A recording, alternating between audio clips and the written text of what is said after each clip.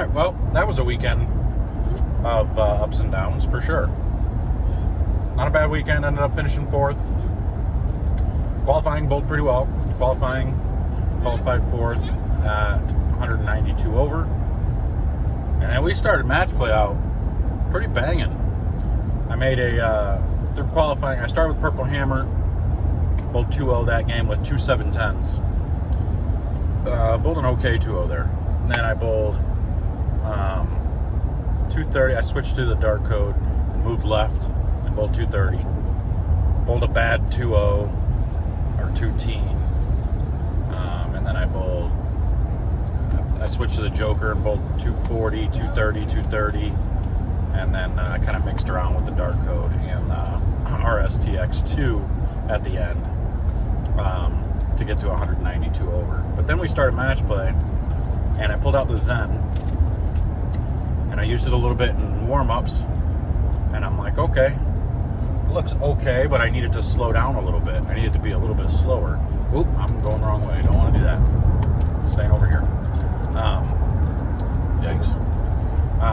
Needed to be a little bit slower, not so, I don't want it to go 60 feet and sideways, so I took 3,000 to it and dolled it up just a pinch, and it looked really good for the first 3 games or so. I bowled 700 the first 3. I bowled 230 in one, 240 in one, 220 in one, and then I bowled 222.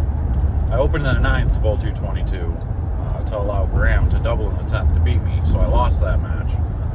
222 to 224. That was one of my big mistakes of the day right there. I threw dark code on the fill and then started the next game with the dark code and bowled 227 in one. Looked good, and the reason I switched out of the dark code or out of the Zen is because I started to see some over under. The symmetric ball started to scoot too much on the oil, started to get that lane shine on it. It scooted a little bit too much on the oil. You're gonna have to hold on, buddy. And then it would overhook when I got it to the dry. I know, just hold on. I'll get him in a second. Okay, hold on. And so I switched out of that ball because of that. And I know there's gonna be some people who question, well, you're bowling good with the Zen. Why would you switch out of the Zen? Well, that's why. It's because I saw it started being over under. I was going to bowl 180 every game with it after that if I kept with it, because I actually pulled it back out in the last game to see if I was crazy, and no, it gave me over under absolutely.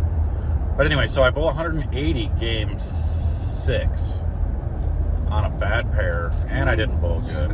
I lost, and then I moved to 15 and 16, which is apparently the worst pair in the house, and I bowled 157.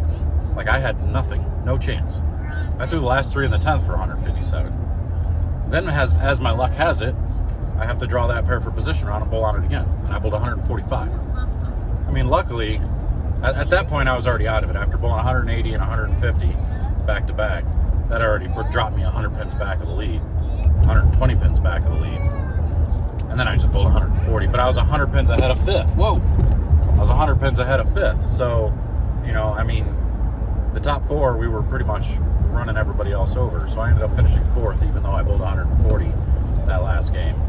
But it was frustrating to catch that pair twice and to not know what to do. Like, I mean, I threw 4 different balls, I tried a bunch of different things, and I couldn't get anything on that pair.